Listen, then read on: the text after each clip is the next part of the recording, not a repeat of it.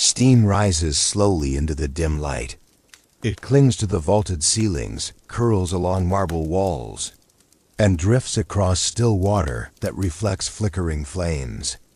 At first it feels peaceful, almost sacred, but beneath the surface of this warmth, something else lingers.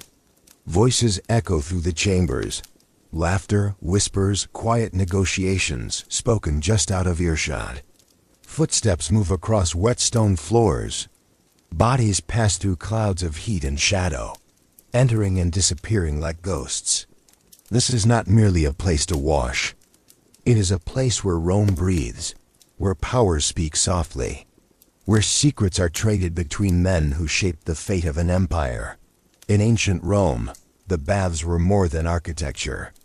They were ritual, they were status, they were control. Within these vast complexes, citizens of every class gathered, from senators and soldiers to merchants and the poor. They came to cleanse their bodies, but also to connect, to observe, to listen. Deals were made here, alliances formed, reputations built, or destroyed. And all of it unfolded beneath layers of marble, steam, and silence. Among the greatest of these structures were the monumental Baths of Caracalla, a place of immense beauty and quiet tension. Because behind the elegance of Roman baths lay a deeper truth.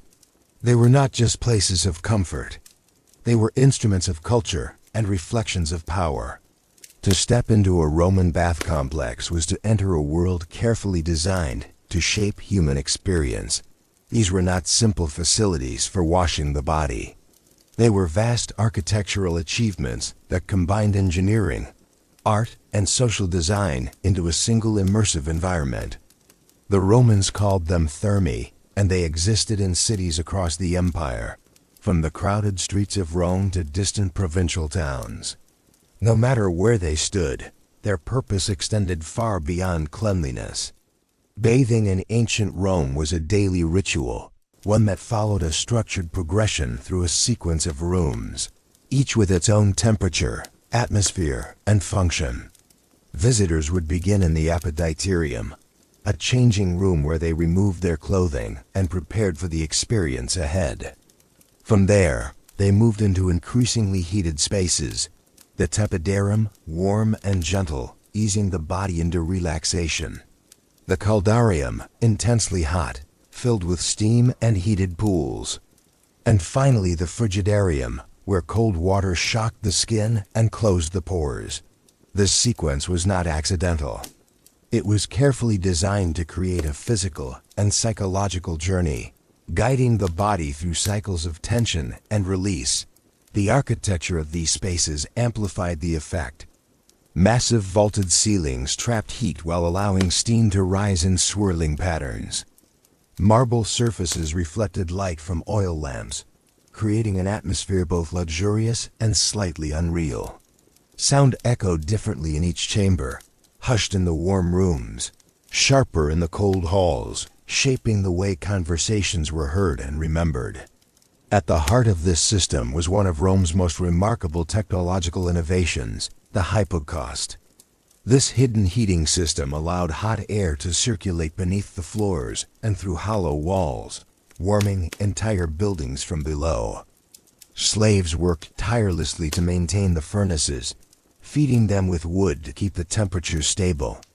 The heat they produced moved silently beneath the feet of bathers, an invisible force sustaining the illusion of effortless comfort. But this comfort came at a cost. The labor required to operate these baths was immense, and much of it fell upon enslaved individuals whose lives were spent tending fires and suffocating heat. Their presence was rarely acknowledged by those enjoying the baths above. Like many aspects of Roman society, the baths reflected a stark contrast between visible luxury and hidden labor. Among the most famous examples of Roman bathing architecture are the Baths of Caracalla, constructed during the reign of Emperor Caracalla in the early 3rd century AD. These baths were monumental in scale, capable of accommodating thousands of visitors at once. The complex included not only bathing chambers, but also gardens, libraries, exercise areas, and open courtyards. It was, in many ways, a city within a city, a space where Romans could spend hours moving between relaxation, conversation, and physical activity. The Baths of Caracalla exemplified the Roman approach to public architecture. They were designed to impress, to overwhelm, and to reinforce the power of the state. Their sheer size conveyed a message. Rome could provide not only security and order, but also luxury on an unimaginable scale. To bathe in such a place was to participate in the greatness of the empire itself. Yet the baths were not reserved for the elite. One of their most remarkable features was their accessibility. Entry fees were often low, and in some cases free, allowing citizens from different social classes to share the same space. This created a unique environment where boundaries blurred. A senator might find himself standing beside a merchant. A soldier might relax in the same pool as a laborer. On the surface, this mingling suggested a form of unity, but beneath it, the distinctions of status remained. Clothing, behavior, and subtle cues revealed a person's position within society.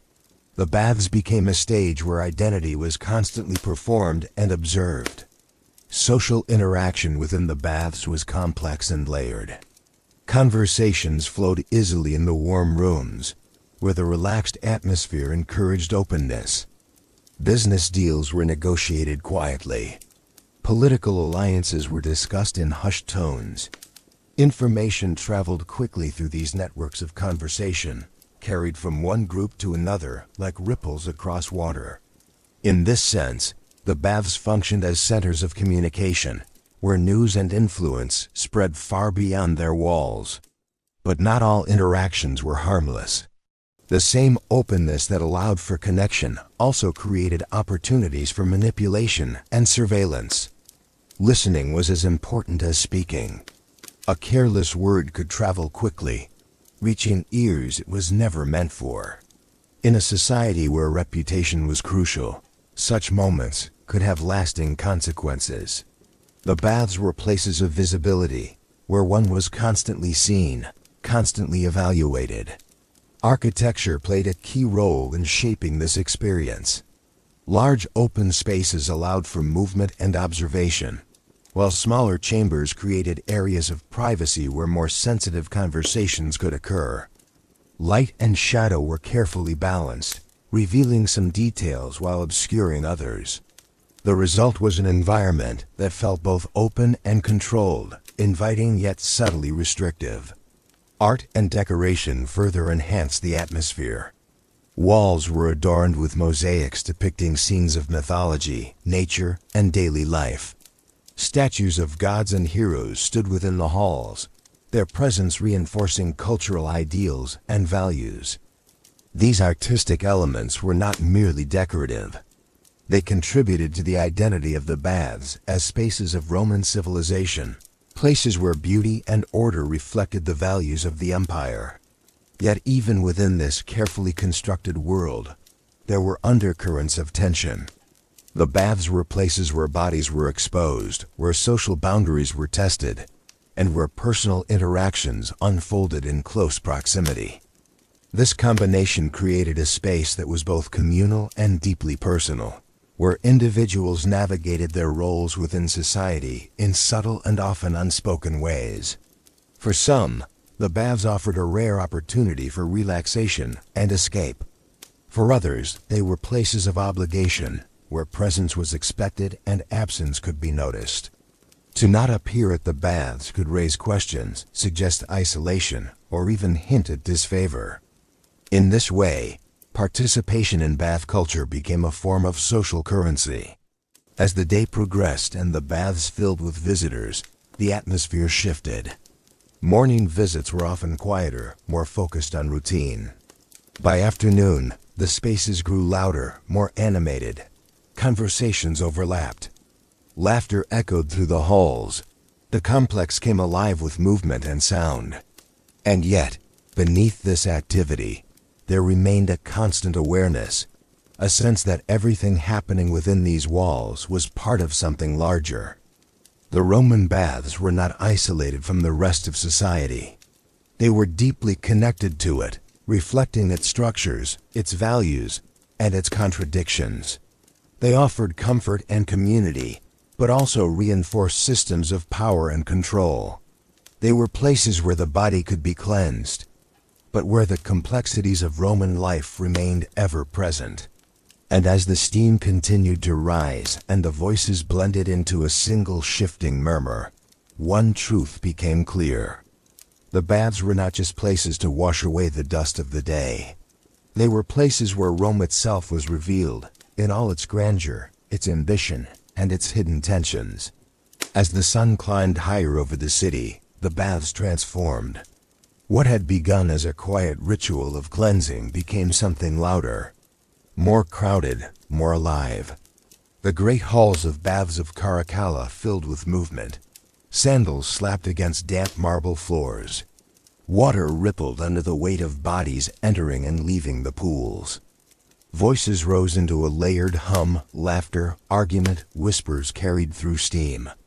And somewhere within that noise, power moved. Roman baths were not only spaces of leisure. They were theaters of influence. In a society where political life depended on visibility, relationships, and reputation, the baths became an essential stage. Men who could not easily approach one another in formal settings might meet here, stripped not only of clothing, but of the rigid structure of public office. A senator might lower his voice beside a pool.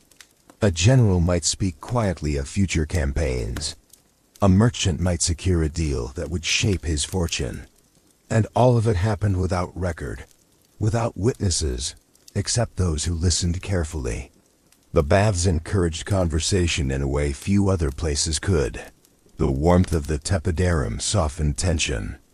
The intense heat of the caldarium forced stillness, slowing the body and opening the mind. The sudden cold of the frigidarium shocked the senses, leaving bathers alert and exposed. Each room created a different emotional state. Each state shaped what was said and what was heard. This was not accidental. Roman architecture understood the psychology of space. Yet within this carefully constructed environment, control remained constant, even in relaxation. Rome observed itself. Large open halls allowed movement, but also ensured visibility. Elevated platforms and wide sightlines made it possible to see who entered, who spoke, who lingered too long in certain corners. The baths were places of social equality in theory, but in practice, they remained deeply aware of hierarchy. A man's posture, his manner of speaking, even the way he moved through the rooms, all revealed his place within society, and others noticed. They always noticed. But not everyone entered the baths with the same sense of freedom. For enslaved individuals, the baths were places of relentless labor. Beneath the polished floors, in narrow, suffocating corridors, workers fed the fires that powered the hypocaust system. The air there was thick with smoke and heat. The work was constant. There were no moments of leisure, no relief from the demands above. While citizens relaxed in warm pools, unseen hands ensured the water remained heated. The floors remained warm.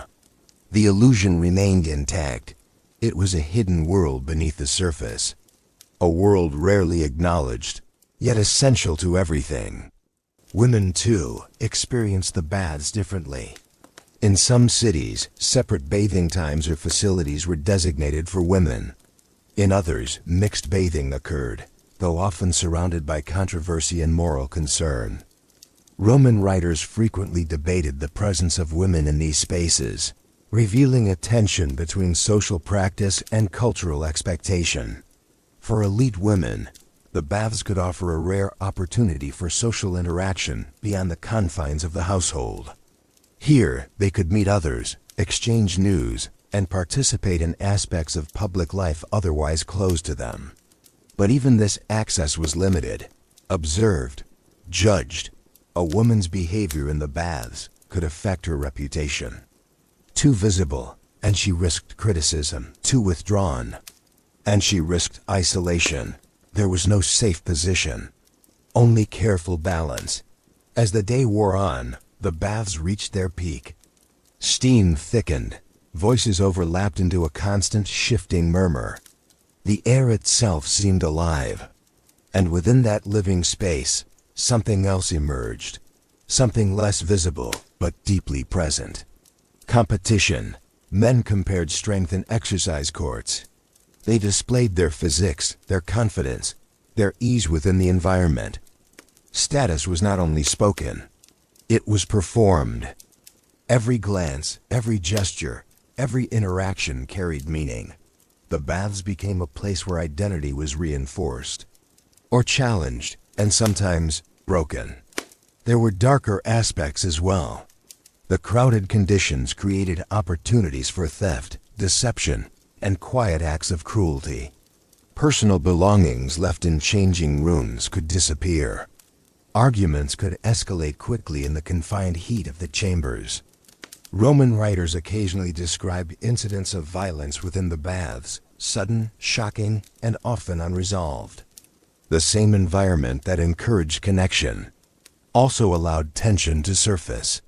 And yet, despite these risks, the baths remained central to Roman life. To avoid them was to step outside the rhythm of the city.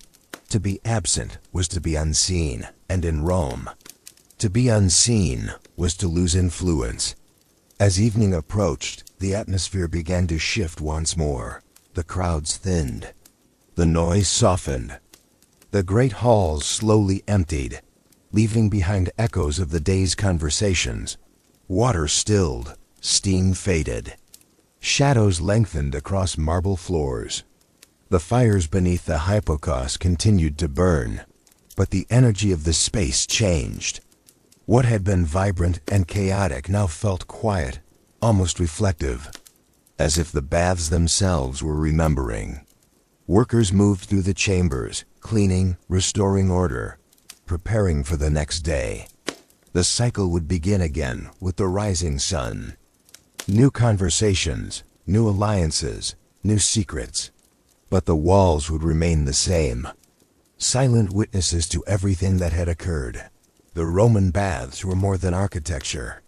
They were living systems, places where society revealed itself not in formal declarations, but in everyday interaction, where power moved quietly through conversation, where status was displayed without words, where the structure of Rome became visible in the way people gathered, spoke, and observed one another. And beneath it all, the constant presence of something deeper, control. Today, the ruins of Baths of Caracalla stand open to the sky. Their massive walls remain, but the roofs have long since fallen. The marble has been stripped away. The pools are empty. Silence has replaced the voices. Yet if you stand within those ruins and listen carefully, it is not difficult to imagine what once existed there. The echo of footsteps, the murmur of distant conversation, the rise and fall of a world built on routine and control. The Roman baths were among the greatest achievements of ancient architecture. They demonstrated engineering skill, artistic vision, and a deep understanding of human behavior. But they were also something else. They were reflections of an empire that understood how to shape not only cities, but people. Within their walls, Romans gathered, observed, and participated in a system that reinforced identity, hierarchy, and power. They came to cleanse their bodies, but they never truly left the structure behind. Empires are often remembered for their monuments, their victories, their rulers, but sometimes the true nature of a civilization is revealed in its everyday spaces. Places where life unfolds quietly, where influence moves without record, where control is felt but rarely seen. And as the stones of the baths continue to stand against time, they remind us of a simple truth. Even in moments of comfort, Rome was always watching.